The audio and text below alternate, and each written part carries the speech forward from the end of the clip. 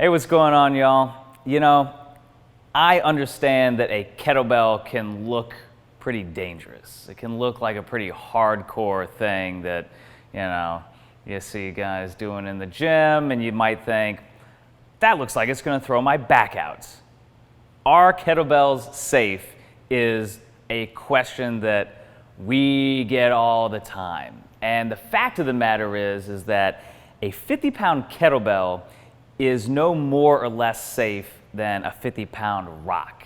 It's all about how you use it, how mindful you are of your movements, and of obviously what you're doing with the weight. So Vanessa and I are going to show you a couple of the most common errors that we see in the gym when it comes to using a kettlebell, and how you can make sure that you are using your kettlebells in a safe and effective manner so that you don't become one of these bad examples that we all point out and make fun of on Instagram. So let's get on into it. So the first big mistake that we see is people having a sloppy last rep of their kettlebell swing. So you see a lot of times people do their reps and then they just kind of drop it or just do something that's probably not very good for their back health. But what we want to make sure that we do when we're ending a set of swings is to catch it in the backswing and then set it down with active lats. It's what we call parking the bell. So Vanessa's going to do 2 or 3 reps and then demonstrate the best way to set your bell down at the end of a set.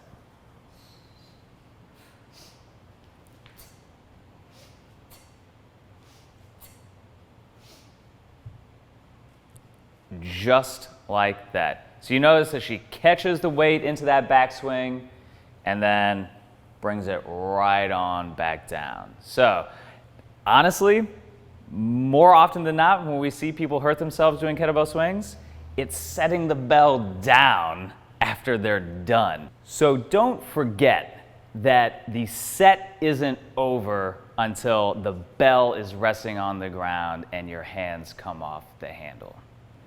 Next most common error we see is the wrist position in either the rack or the press or the Turkish Getup position, right? Obviously, wherever the bell is being held stationary here on the back of the arm.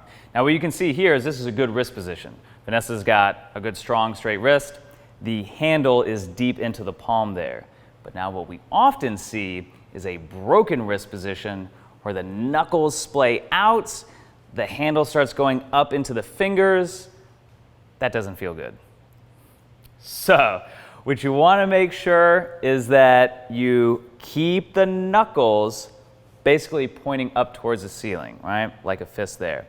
It can be tricky. A lot of times people just don't even realize that their wrist is slipping into that position. So keep an eye on it. Whenever you're doing your presses, squats, anything in this rack position, keep that wrist strong, straight, and neutral so that you don't do anything dicey to your wrist there. So now we're going to be taking a look at the Turkish Getup, right? So again, one of these foundational kettlebell moves that we all like to do. And in addition to the wrist issue, we're also going to take a specific look on how we get into and out of and transition the repetition. So what Vanessa is going to do is set up to the side of the bell, and to get into position, she's going to start in a fetal position, spearing the hand through. She's going to use 2 hands to leverage herself over onto her back with the weight.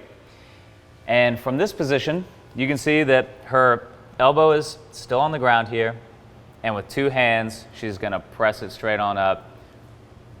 Adjust however you need to for a strong, straight wrist, and now she's ready to roll. So now let's say that she's just done her rep, she's come right back down to where she started, and she's going to reverse.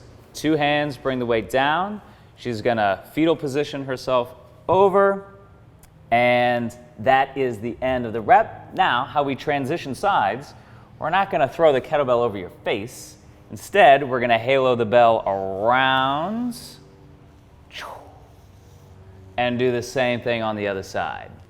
with 2 hands, even if the weight is on the light side, because you want to give yourself the opportunity to make those micro adjustments. Again, she's done her rep. She's going to use 2 hands to bring it down, knees curl in, elbow down, and she's using that fetal position to help leverage and control the weight. Additionally, obviously, if you're using a super heavy weight here, rather than haloing the bell around your noggin, you can just stand up off the ground, go to the other side of the bell. We don't want to be too lazy with our training, even between reps. So those are some of the key points to keep in mind there for your getup. All right, so here's one. Don't stand directly in front of anybody who's swinging a kettlebell. And if you're swinging a kettlebell, don't swing directly at somebody. If you're a training partner, you're a coach, you stand off to the side. Be cognizant of the lines that are going on in the gym. And finally, and in general, just treat every weight like it's heavy, even if it may not be for you, right? So if you're gonna pick a kettlebell up, deadlift it. There's no reason to round your back out and to reach for a weight when you know that's not how you train and move with it. So treat every weight with respect, treat your body with respect, be conscious and cognizant of what you're doing. Always pay attention where you're standing and what bells are around you in the gym. You don't want to take a step back and trip over some weights that you forgot you had left behind you. Ask me how I know. So hopefully these main points about kettlebell safety will give you the edge to stave off injury, stave off anything that is going to get in the way of your training so that you can stay safe, stay healthy, and continue to grow stronger. Enjoy.